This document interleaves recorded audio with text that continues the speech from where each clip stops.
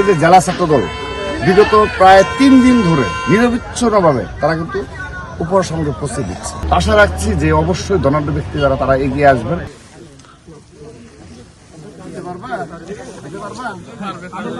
আসার সময় এই অত্র এলাকার লোকজন এবং আমার যারা স্থানীয় নেতৃবৃন্দ আছে তারা একটা বিষয় বলছিল, যদি খাল কাটা কর্মসূচি সত্যিকার অর্থে আরো কয়েক বছর ব্যাপী করে যদি দৃষ্টান্ত স্থাপন করা যায়, তাহলে হয়তোবা এই যে জলাবদ্ধতা, বন্যার ফলে যে জলাবদ্ধতা তৈরি হয়, এ থেকে হয়তোবা সাধারণ জনগণ মুক্তি পাবে।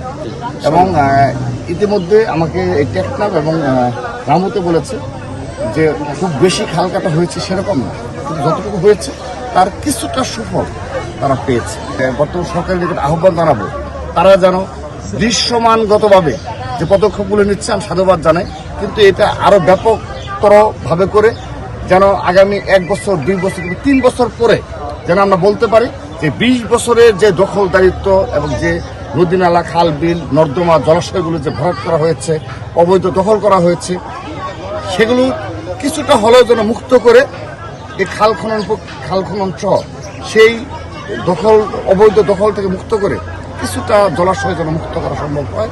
এবং এতে আমি বিশ্বাস করি দৃশ্যমানগতভাবে রাজধানী ঢাকা সহ দেশের যেসব অঞ্চলে বন্যা পরিস্থিতি রয়েছে সেগুলো থেকে সাধারণ মুক্ত হবে। এই যে জেলা ছাত্র দল বিগত প্রায় ৩ দিন ধরে নিরবিচ্ছিন্নভাবে তারা কিন্তু উপহার সামগ্রী পৌঁছে দিচ্ছে। তো তারা আরো উৎসাহিত হচ্ছে যে আমরা নিজেরা এসে যখন তাদেরকে উৎসাহিত করছে এবং বিভিন্ন স্পটে যাচ্ছে, তারা এই উপহার সামগ্রী সংগ্রহ করে ঘরে ঘরে পৌঁছে দেওয়ার জন্য তারা আরো বেশি উজ্জীবিত হচ্ছে। তো আমরা এইভাবে সারা দেশে বার্তা দিতে চাই। বন্যাদুর্গত অঞ্চল রয়েছে, এলাকা রয়েছে, সেখানে আমাদের ছাত্রদের নেতাকর্মীরা তারা স্বতঃস্ফূর্তভাবে গিয়ে উপহার সামগ্রী পৌঁছে দেয়। বিত্তবানদের এগিয়ে আসা উচিত কি নাই? অবশ্যই বিগত সময় দেখেছি যে বেশ ভালোভাবে এগিয়ে এসেছিল, কিন্তু এবার হয়তোবা দৃশ্যমানগতভাবে যেভাবে আমরা দেখি, যেমন এর আগে টিএসসিতে একটা কার্যক্রম পরিচালিত হয়েছিল আমাদের, তারপর হলো বাইরে থেকেও অনেক কিছু হয়েছে, কিন্তু এবার এই ধরনের দৃশ্যমান কোনো কার্যক্রম নেই। কিন্তু শুধুমাত্র ছাত্র দল আমরা দৃশ্যমানগতভাবে করা হচ্ছে। বিএনপি যেহেতু সরকার ক্ষমতায়, যারা এমপি রয়েছে কিংবা যারা সংসদে নির্বাচন রয়েছে, বিএনপি বিভিন্ন পর্যায়ের নেতৃবৃন্দ রয়েছে, তারা তো স্বাভাবিকভাবে স্বতঃস্ফূর্তভাবে কাজ করে যাচ্ছে। আশা রাখছি যে অবশ্যই ধনাঢ্য ব্যক্তি যারা তারা এগিয়ে আসবেন এবং আশাবাদী যে হয়তো দ্রুতই পানি নেমে যাবে।